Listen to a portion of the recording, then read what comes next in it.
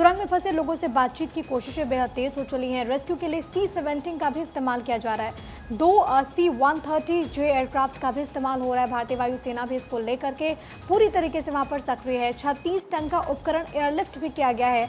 विदेशों से जो मशीनें बनाई गई, हमने देखा था कि ऑगर मशीन वहां पर मंगवाई गई है, जिसके जरिए जो वर्टिकल ड्रिलिंग है वो यहाँ पर देखने को मिल रही है, जिसके जरिए कोशिश है कि उन श्रमिकों को बचा लिया जाए। रेस्क्यू ऑपरेशन बेहद तेज है। पहली बार टनल के अंदर 41 मजदूर जो फंसे हुए हैं उनकी तस्वीर सामने आई और वो तस्वीरें बहुत भावुक कर देने वाली थी। वर्टिकल ड्रिलिंग मशीन से पाइप डालने का काम जो है वो शुरू हो चुका है। मेरे हाथ में इस वक्त NBT, और जैसा कि पूजा कह रही थी कि हर न्यूज़पेपर ने इस खबर को बहुत प्रमुखता के साथ उठाया है। देखिए यहाँ पर लिखा है, पहली बार कैमरे पर दिखे फंसे मजदूर, बातचीत कर परिजन रोने लगे, बिलखने लगे, भावुक हो गए। 2 दिनों में बाहर आ सकते हैं लोग, ऐसी संभावना वहाँ पर जो तमाम एजेंसीज के लोग, बचाव कर्मी जो लगे हुए हैं, उन्होंने जाहिर की है। ये वो तस्वीरें देखिए, आपस में मजदूर बातचीत करते हुए नजर आए। इन तक खाने पीने का सामान पहुंचाया जा रहा है। वॉकी टॉकी फर्स्ट डे भी पहुंचाया गया था। सबसे बड़ी बात है कि दीपावली के दिन जब पूरा देश एक तरीके से जश्न में डूबा हुआ था, उसी दिन एक ऐसी घटना घटती है जिसके ने लोगों की चिंताएं बहुत ज़्यादा बढ़ा दी है। ये जो मजदूर 41, वो ना केवल उत्तराखंड के हैं, देश के अलग अलग हिस्सों से, यूपी, बिहार, असम, हिमाचल से लोग हैं जो कि वहाँ पर फंसे हुए हैं। और महिमा, आप भी कुछ जानकारी देना चाहती हैं? बिल्कुल, जनसत्ता के फ्रंट पेज पर ही, इनफैक्ट हम सभी के पास जितने भी अखबार है, सभी में सबसे पहले नंबर पर ही बड़ी बड़ी खबरें, इसके साथ साथ तस्वीरें दिखाई गई। और देखिए, रिश्तेदारों ने राहत की सांस ली है क्योंकि तस्वीर पहली 10वें दिन में पहली बार सामने आई। इसके अलावा बॉटल्स में उनको खिचड़ी भेजी गई, फल फ्रूट उनको भेजे गए, तो उससे जाहिर तौर पर थोड़ी सी राहत की सांस ली। जो इतने दिनों से भूखे थे उनको खाना यहाँ पर भिजवाया गया है, वो भी अब ऐसे में देखिए उम्मीद जताई जा रही है। इनफैक्ट हमने आपको कल भी सुनवाया था कि ऑस्ट्रेलिया से जो ड्रिलिंग के लिए एक्सपर्ट टीम आई है, उन्होंने भी कहा कि खतरनाक तो ये है लेकिन हम इसको जरूर करके दिखाएंगे। जल्दी से जल्दी 41 जो जिंदगियां उनको सुरक्षित हम बाहर निकालने की कोशिश करेंगे। तो कुछ तस्वीरें देखिए यहाँ पर जारी की गई है। 41 श्रमिकों में शामिल अपने देवर प्रदीप किस्कू की कुशल क्षेम जानने के लिए बिहार के बांका से सिलक्यारा पहुंची सुनीता हेम्ब्रन ने बताया, मैंने उनसे सुबह बात की, नई पाइप से उन्हें संतरे भेजे, वो ठीक है। तो देखिए, इस तरह की राहत की सांस फिलहाल परिवार वाले ले रहे हैं, लेकिन जल्दी से जल्दी उनको बाहर निकाला जाए, इसको लेकर के कवायद तो जारी है। कल खबर आई थी कि 2 जगहों से ड्रिलिंग की जाएगी। एक तो जहां से एंट्री पॉइंट है इस टनल का, वहां से ड्रिलिंग। इसके अलावा डंडाल गांव से वर्टिकल ड्रिलिंग की खबर सामने आई थी, लेकिन हमारे सहयोगी, क्योंकि अक्षर राय वहां पर खुद मौजूद थे और जब हमारे साथ जुड़े तो उन्होंने ग्राउंड पर, क्योंकि बात वहां पर की थी अधिकारियों से, उन्होंने बताया कि 3 जगहों से ड्रिलिंग की जा रही है। तो ऐसी उम्मीद जताई जा रही है कि जल्दी से जल्दी जो हमारे सभी मजदूर अंदर फंसे हुए हैं उनको बाहर निकाला जाएगा और जल्दी से जल्दी वो सुरक्षित बाहर भी आने वाले हैं। आयुषी, और इसी के साथ आगे बढ़ते हुए आपको बता दें कि अक्षय राय उत्तरकाशी से एक्चुअली हमारे साथ जुड़ चुके हैं, तो चलिए उनसे जान लेते हैं फिलहाल वहाँ पर क्या हालात बने हुए हैं। इतना लंबा समय हो चुका है अक्षय कि मजदूर वहाँ पर फंसे हुए हैं, उनके परिजन कितने परेशान हैं इस बात से हर कोई वाकिफ़ है। हालांकि लगातार कोशिश की जा रही है उन तक सुविधाएं भी मुहैया कराने की और उनको बाहर भी निकालने की। क्या अपडेट फिलहाल मिल रहा है, कहाँ तक पहुँची है ये पूरी प्रक्रिया?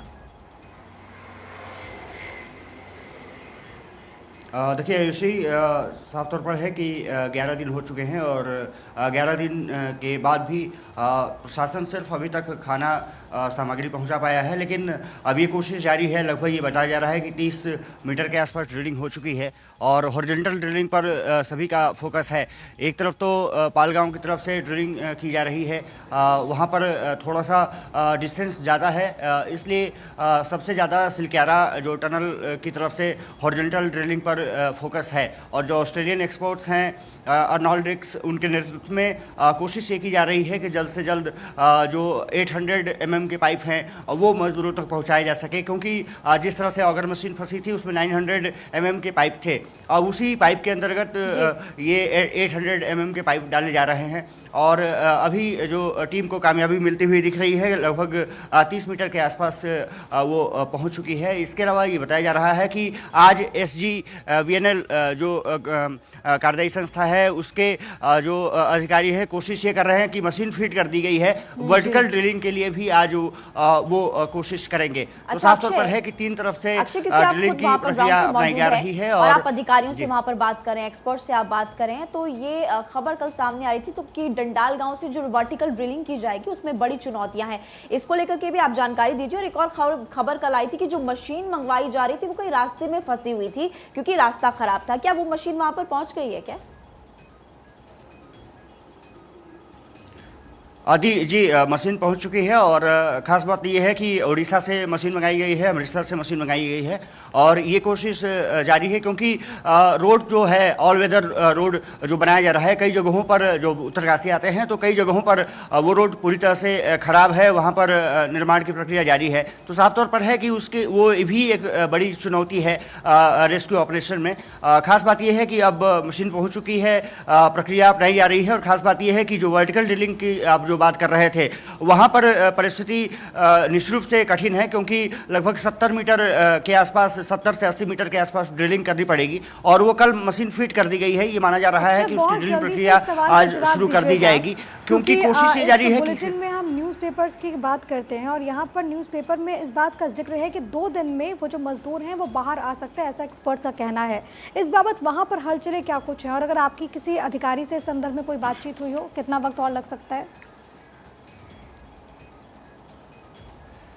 देखिए, जो ऑस्ट्रेलियन एक्सपर्ट्स हैं अर्नाल्डिक्स, उनसे कल चर्चा शाम को हो रही थी तो उनका कहना था कि देखिए ऐसे जो प्रक्रिया होती है काफ़ी जटिल होती है और क्योंकि मज़दूरों की जो सुरक्षा है वो काफ़ी अहम है।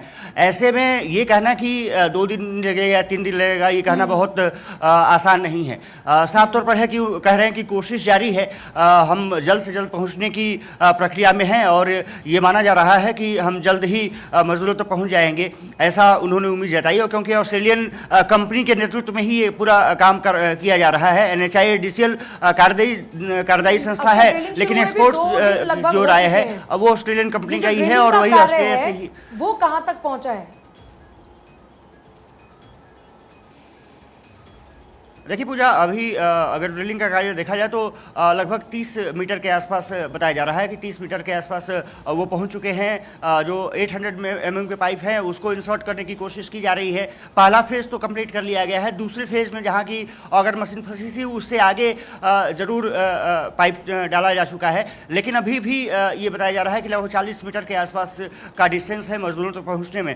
तो क्योंकि रॉक्स भी कभी कभी आ रही हैं, कठोर रॉक्स भी हैं उसमें और इसके साथ लूज पॉइंट्स भी हैं जहां की कभी कभी चट्टाने गिरने की भी आवाज़ें पिछले दिनों आ रही थी। वो कोशिश है कि वो वाइब्रेशन जो मशीन करती है, वाइब्रेशन बहुत ज़्यादा ना हो क्योंकि पिछली बार जब ड्रिलिंग की जा रही थी तो वाइब्रेशन बहुत ज़्यादा आ रहा था, कंपन जिसके कारण ज़्यादा हो रहा था। इस बार वैसे कुछ अभी देखने को नहीं मिला है, तो उम्मीद जताई जा रही है कि जल्द से जल्द पहुँच जाया जाएगा, लेकिन समय सीमा अभी तक बहुत ज़्यादा नहीं बताने को तैयार है। हालांकि ये ज़रूर है कि सभी कह रहे हैं कि 2 से 3 दिन लगेंगे, वहां पहुंच सकते हैं। कुछ लोग ये भी कह रहे हैं कि कल सुबह तक वो कामयाबी हासिल कर लेंगे, लेकिन सबसे बड़ी बात यह है कि घंटे लग सकते हैं यहाँ पर क्योंकि वर्टिकल खुदाई के लिए मशीन यहाँ पर पहुंच चुकी है। वर्टिकल खुदाई के लिए लगातार अब आज से कोशिश यहाँ पर की जाएगी कि इसको शुरू किया जाए। बहुत बहुत शुक्रिया जानकारी देने के लिए। आप अपना ख्याल रखिएगा, दोबारा लौटेंगे आपके पास और अपडेट्स के लिए।